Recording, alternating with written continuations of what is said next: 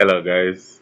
So this is my blind reaction to a story by Greg Foreman of the Black Conservative Perspective. New York mayor shuts down migrant shelters and reaches out to Trump borders for mass deportations. Here we go. Bad guys from California to New York. New York Post cover, trendy Aragua gangbangers tied to wild Colorado apartment takeover, arrested in major New York City drug gun bust, according to sources there. A lot of folks in Colorado said it's not just true. It's just not true. It's happening in places like Aurora. However, in New York City now, you've got more than 750,000 illegals, but the middle number is the most surprising to me. 58,626 previously convicted of crimes and charges pending. I got to think that's the group that you will target based on what you have said to date, Tom. Am I right on that or not? First of all, Aurora, Colorado, I was there. I went there. I went to that apartment complex. I talked to residents of that complex. They're lying to the American people. Tren de Agua took over that area, and not just that one apartment complex, that entire area. I was there. All right, guys, so we got to talk about New York City and their illegal immigration problem. A problem that is causing crime in the city. There was a new bombshell report that came out showing that there were over 57,000 illegal immigrant criminals living in the city, okay? And this has caused even Democrat politicians in New York City, city council people, to come out in outrage over what's happening to their city when it comes to migrant crime, which is something that the mainstream liberal media refuses to acknowledge. Tonight on Newsmax, Councilman, good to have you with us.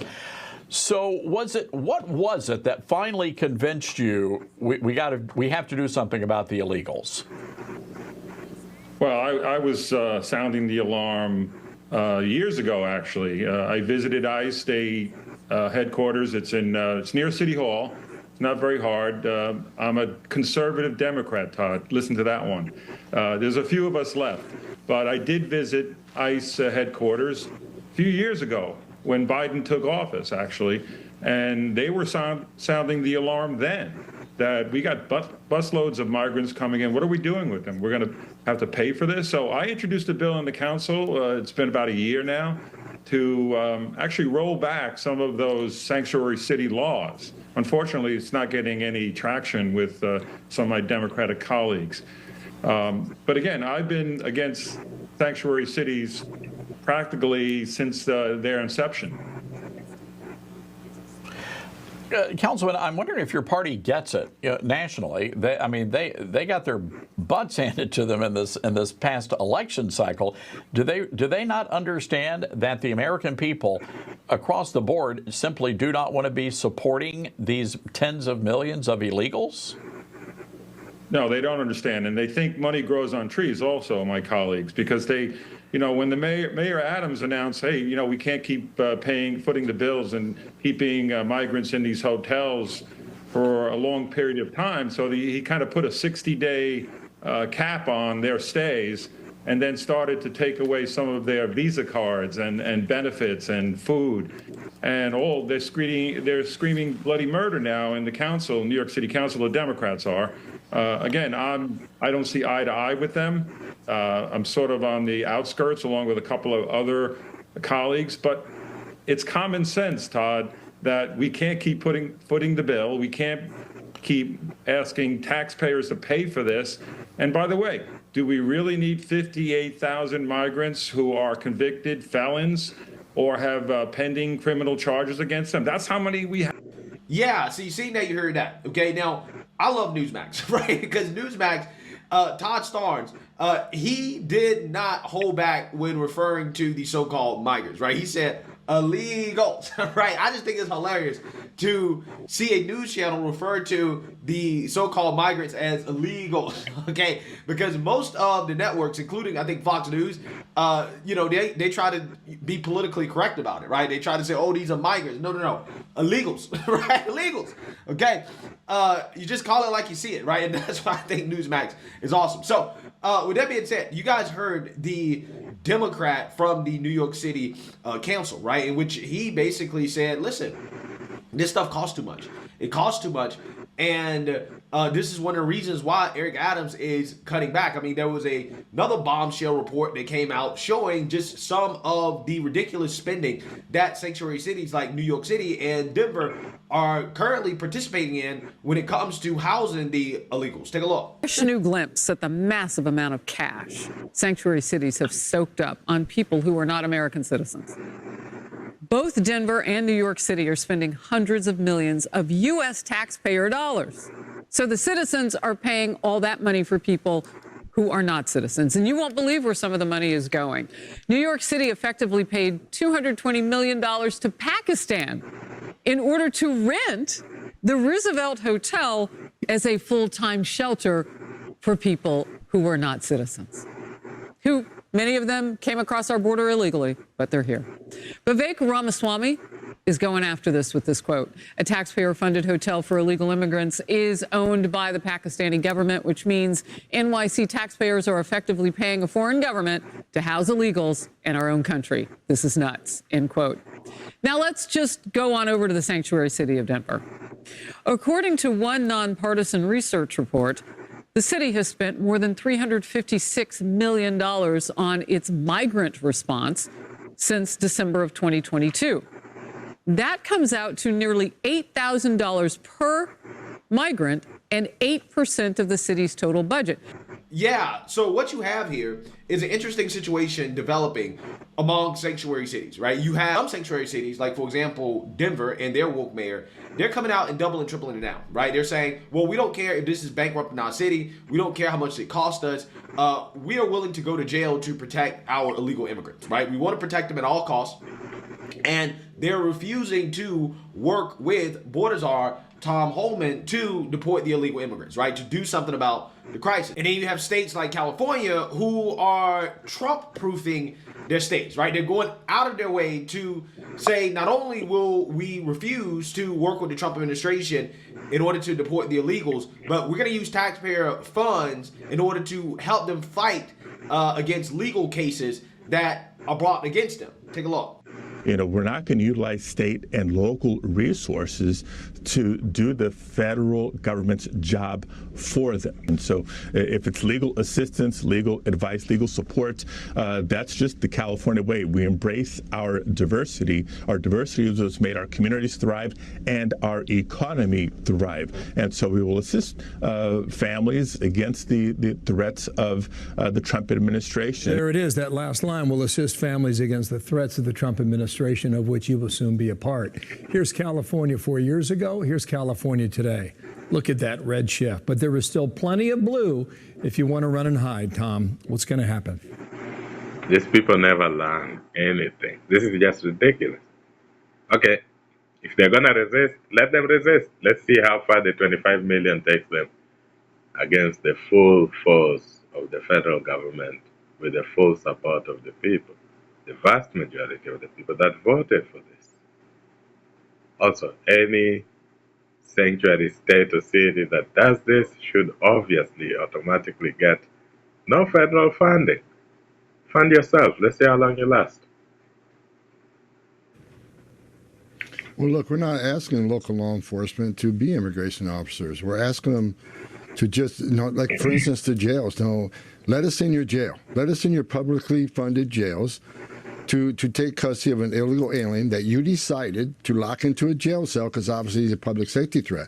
The California Sheriff's Association is behind us 100%. Law enforcement wants to work with us. We're not asking you to be immigration officers. We're asking you to assist us in the jails. Let us in the jail to arrest the bad guy, because if we can't arrest the bad guy in the jail, in the safety and security of a jail, that means they release him back in the community, which means we got to send officers out in the community, which makes it unsafe for the officers, makes it unsafe for the alien, makes it unsafe for the immigrant community, and they're screaming and yelling. They don't want ICE officers in their neighborhoods. Well, guess what? If you don't let us in the jail, you are forcing us into the neighborhood. More officers in the jail means less officers in the neighborhood. It's just simple math. Now, New York City, on the other hand, right, as you guys just saw, they were spending a lot of money on ridiculous things too.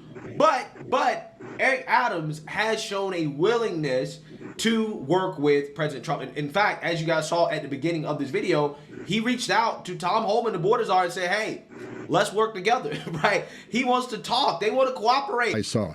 But you're right. New York City, there's a target-rich environment for illegal aliens with criminal convictions or pending criminal charges. And that's what President Trump has been clear about from day one.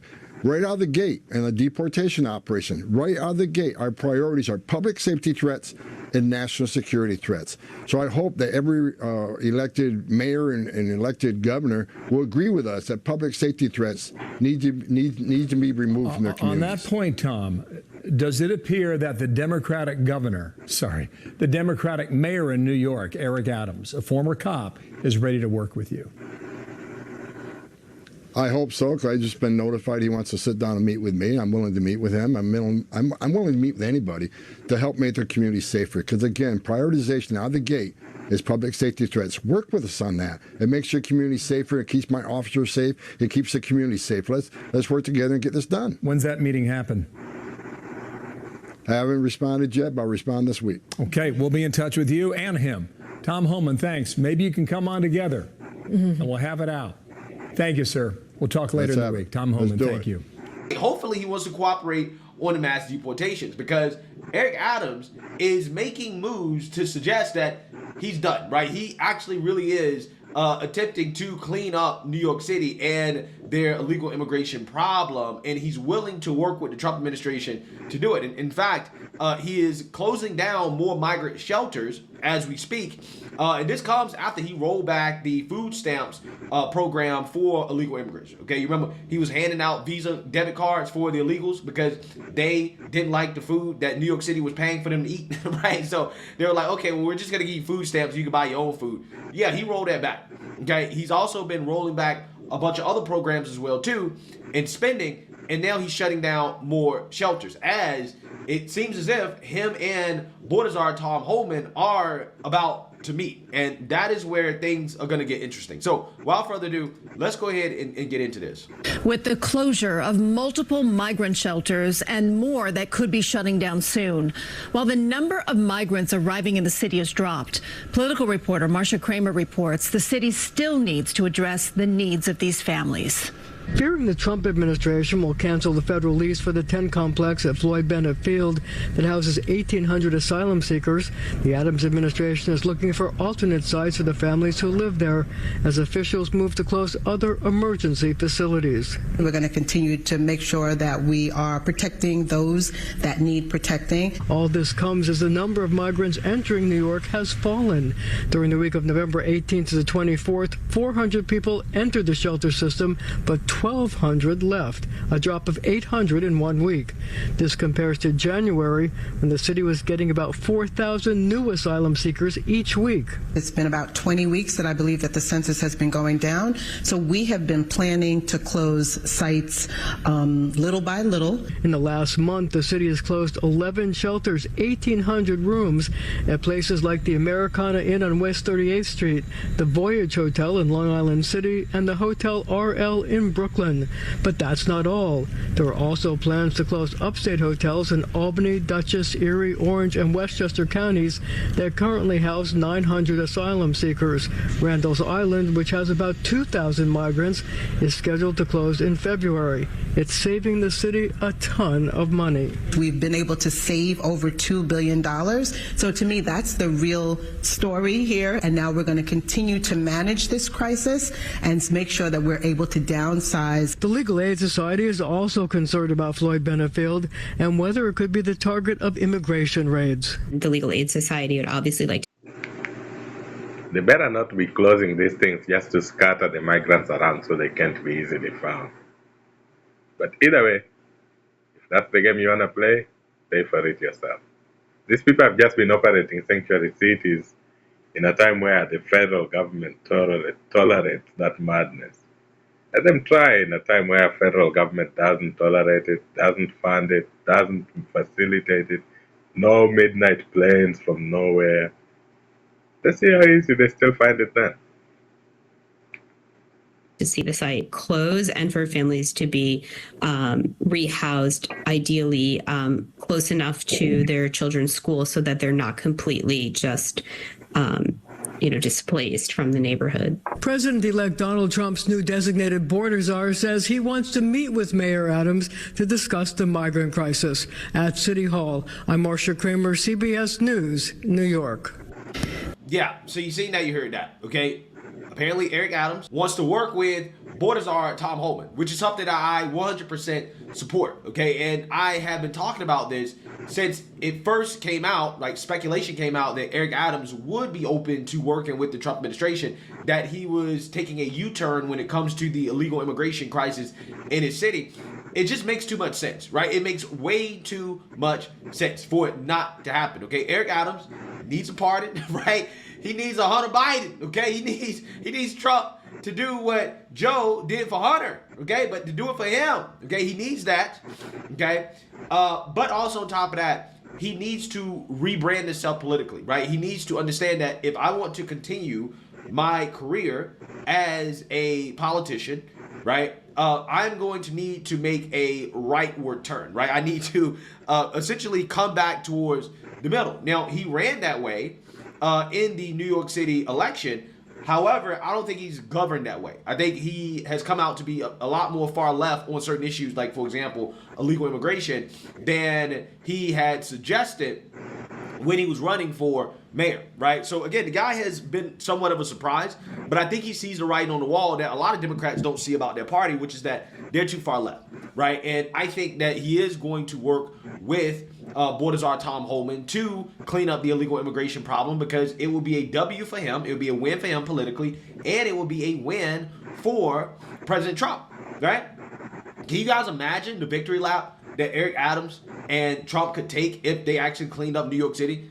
And then that also would put a lot more pressure on the Democrat mayors of these other sanctuary cities to do the same thing, to cooperate. Because again, it doesn't have to involve ICE agents in neighborhoods. As Tom Homan laid out, we don't have to do that if New York City, if the local law enforcement just do their jobs, right? If they lock up the illegals and they keep them locked up until ICE can deport them, then hey,